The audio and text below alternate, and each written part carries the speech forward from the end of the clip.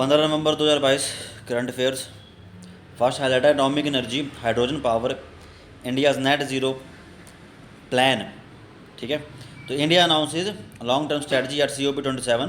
It will help the nation be carbon neutral by 2070, a commitment made by prime minister at Glasgow last year, says environment minister. ठीक है, third highlight इसके बाद environment minister Bhupender Yadav said these steps were consonant with India's 5 decade journey to net zero और being carbon neutral by 2070, a commitment made by the prime minister Narendra Modi at Glasgow. The LEDS long term low emission development strategy has been prepared in the framework of India's right to an equitable and fair share of the global carbon budget. Second highlight है retail inflation cools to 6.77% in October from 7.41% in September. Fifth highlight, the Supreme Court on Monday said religious conversions by means of force, allurement or fraud may ultimately affect the security of the nation and freedom of religion and conscience of citizens, while directing the center to step in and clarify what it intends to do to curb compulsory or deceitful religious conversions. Fifth है, with camels missing, Pushkar Fair loses its charm. Rajasthan government had banned entry of animals as a precautionary measure to check spread of lumpy skin disease. Animal rearers who came with their camels, horses and cattle heads were stopped near Motisar village outside the town.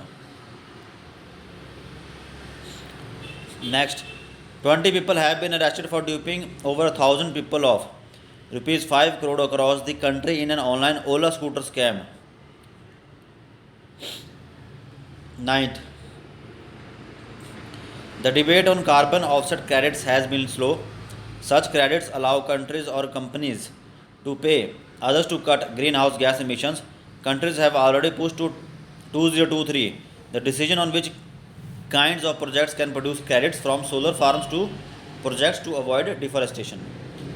The climate summit in Egypt has ended its final week, but news reports in dictate that progress has been less than satisfactory. No agreement has been reached yet on the loss and damage fund to help vulnerable countries cope with the damage caused by floods, drought, and other climate events, according to Reuters. After much debate, the plan to give immediate aid to victims of climate disasters was finalized on Monday. However, some countries with limited resources have expressed concern about the scheme's focus on insurance, as it will lead to steeper premiums. According to an AP report, India surprised some nations last week by pushing for a deal to phase down all fossil fuels, oil and gas, as well as coal, rather than just focusing on coal, which is what countries agreed upon the last year's meeting. That is at Glasgow. Oil and gas exporting nations, including the US, may oppose this idea because it could hurt demand for their fossil fuels. Next is about G20. What is the agenda of the G20 summit? ठीक है, तो the motto of this G20 is recover together and recover stronger. ठीक है, Tuesday that is today, leaders of the G20 nations will gather at Bali's Nusa Dua resort for the 17th summit of the world's most advanced economies. G20 countries represent 85% of the global GDP, 75% of the global trade, and 66% of the world population. While the focus will be on the post-pandemic recovery and dealing with energy and food security impacted by the Russian war in Ukraine, much interest will be around which leaders choose to hold bilateral summits on the sidelines.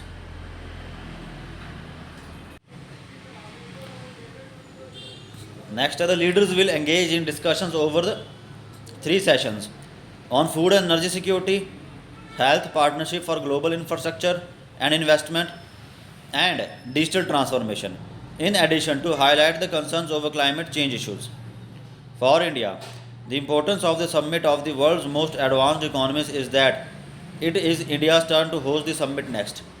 Mr. Modi will receive a handover from the Indonesian President Joko Widodo, after which India will assume the presidency on December 1.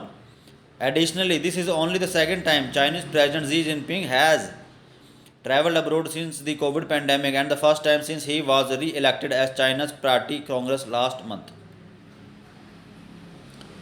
Next है कि why was G20 created?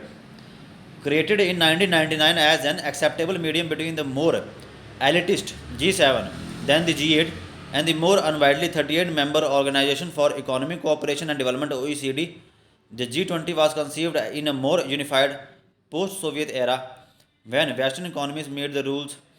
China was just on the rise and Russia was still recovering from its breakup. Over the past 2 decades, the global economic balance has shifted, and the G20 has been seen as a more representative and egalitarian grouping of global leadership, and was particularly useful in steering the global economy after the global financing crisis and banking collapse of 2008. Significantly, next year, the troika of G20 will be made up of emerging economies for the first time, with India, Indonesia, and Brazil, an indicator of the shift in the global economic agenda towards the global south. ठीक है, तो next it is about Eklavya model residential school. ठीक है, तो when was the idea mooted? The EMRS Eklavya model residential school model was first introduced in 97-98 to provide quality education to tribal students with residential facilities in remote corners. The funds for these schools were to come from the grants under Article 275 Clause 1, and the guidelines mandated that unless states finished constructing the schools sanctioned by the center, they would not be entitled to funds for new ones apart from the infrastructural equipments of 20 acres plot for each EMRS. So next again, when was it revamped? When was EMRS revamped?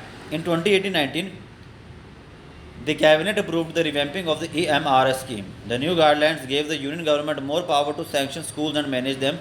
A National Education Society for Tribal Students (NESTS) was set up and entrusted with the management of the State Education Society for Tribal Students (SESTS), which would run the EMRS on the ground. The new guidelines set a target of setting up an EMRS in every tribal district and introduced a population criteria for setting them up. The new guidelines also reduced the minimum land requirement from 20 acres to 15 acres. Last है third edition of the Pan India Coastal Defence Exercise Sea Vigil 22 will begin today. It was started after the 26/11 Mumbai terror attacks. ठीक है, तो C vigil 22 prelims के हिसाब से C vigil 22 important है. ठीक है, नेस्ट के बारे में पढ़ लें. नेस्ट क्या है? नेस्ट के बारे में पढ़ लें. नेस्ट क्या है? और SEST सेस्ट के बारे में क्या है? आर्टिकल 275 क्लॉज 1 वेरी इंपॉर्टेंट, बहुत ही ज़्यादा इंपॉर्टेंट है ये भाई. न्यूज़ में आ गया तब तो और ज़्यादा इंपॉर्टेंट हो गया. ठीक है, G20 के बारे में यहाँ पे एक्सप्लेन कर दिया गया है. फिर भी अबाउट पेज G20 के अबाउट पेज में जा कर के पढ़ लें. ठीक है, उसके बाद मैप में यूक्रेन का मैप निकाल के देख लें. ठीक है, एक और बात, G20 नेशंस मैप में देख लेंगे कहाँ पे हैं. इससे एक बेसिक आइडिया रहता है ज्योग्राफी का. ठीक है, लैटिट्यूड एल्टीट्यूड्स कौन से पास होते हैं. Basically Tropic of Cancer, Capricorn and equator, ये 3 सबसे इंपॉर्टेंट है. ठीक है, ये देख लें. या कौन सा मेन लैटिट्यूड या लॉन्गिट्यूड कहाँ से पास होता है. ठीक है, ये वाली न्यूज़ इसका कोई प्रीलिम्स मेंस में कोई रिलेशन नहीं है. ठीक है, बट ये एक जनरल अवेयरनेस के लिए कि देखो यार अभी भी होता ही है. ठीक है, तो जब हम लोग अगर खुद को अवेयर नहीं रखेंगे तो बाकी जनता कैसे रहेगी. ठीक है, बाकी मेंस में शायद आप इसको एथिक्स में शायद यूज़ कर लो. बाकी तो कहाँ यूज़ होगा ये, इतने लंबे टाइम तक कैसे याद रहेगा. लंपी स्किन डिजीज़ के बारे में हल्का सा पढ़ लें. ठीक है, वायरल इन्फेक्शन है कि बैक्टीरियल इन्फेक्शन है, ये पढ़ लें. ठीक है, कौन सा वायरस करता है कॉज. ठीक है, वायरस में या कौन सा बैक्टीरिया कॉज करता है. लंपी स्किन डिजीज़ के कॉजिंग एजेंट के बारे में पढ़ लें. किन एनिमल्स को या किन कैटेगरी के एनिमल्स को ये डिजीज़ स्प्रेड होता है. ठीक है, लक्ष्मीकांत से सुप्रीम कोर्ट के बारे में पढ़ लें. ठीक है, फ्रीडम ऑफ रिलीजन आर्टिकल जो फंडामेंटल राइट्स के अंदर आते हैं. ठीक है, कौन से आर्टिकल 25 to 28, 25, 26, 27, 28. ठीक है, इनको पढ़ लें, बहुत इंपॉर्टेंट है. ठीक है, LTLEDS, ज़्यादा कुछ नहीं तो इसका नाम याद रख लें, LTLEDS। ठीक है, दिन में 3-4 बार रिवाइज़ करें, ध्यान रखें कि LTLEDS क्या है। ये अगर ध्यान रखेंगे तभी गेम बनेगी, और बाद में फिर सोचना नहीं पड़ेगा। ठीक है, नेट ज़ीरो, नेट ज़ीरो का मतलब क्या होता है? नेट ज़ीरो का मतलब क्या होता है? ठीक है, तो नेट ज़ीरो का मतलब ये होता है कि इसका मतलब ये नहीं होता है कि क्या बोलते हैं हम लोग कार्बन प्रोड्यूस करेंगे। नेट ज़ीरो का मतलब होता है कि मान लो हमने अगर 10 किलोग्राम एमिशंस प्रोड्यूस करे तो हमारे अंदर 10 किलोग्राम को एब्जॉर्व करने की कैपेसिटी है कि नहीं है। जब हमारे को वो इक्वलिटी हो जाएगी, यानी कि हम 10 किलोग्राम प्रोड्यूस कर रहे हैं और 10 किलोग्राम ही हम एब्जॉर्व कर ले रहे हैं, तो इसका मतलब हम हो गए नेट ज़ीरो।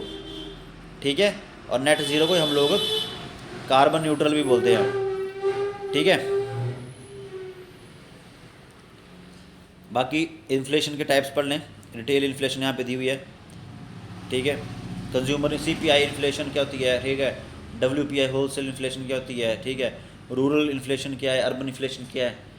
ठीक है, ये बेसिकली इन्फ्लेशन है, इनके बारे में पढ़ लें। इन्फ्लेशन होती क्या है? महंगाई जिसे हम बोलते हैं। तो इन्फ्लेशन में कौन कौन से बास्केट्स ले जाते हैं, कौन कौन से प्रोडक्ट्स, जो इन्फ्लेशन की जो बास्केट है, ठीक है, ये इन्फ्लेशन का जो झोड़ा है, बास्केट या झोड़ा समझ लो, ये बैग समझ लो। ठीक है, उसमें कौन कौन से प्रोडक्ट्स ले जाते हैं, कौन कौन से सब्जी वेजिटेबल्स ली जाती हैं कि नहीं ली जाती हैं। ठीक है, उन्हें पढ़ें। ठीक है, कंसेप्ट और क्लियर होगा। Thank you.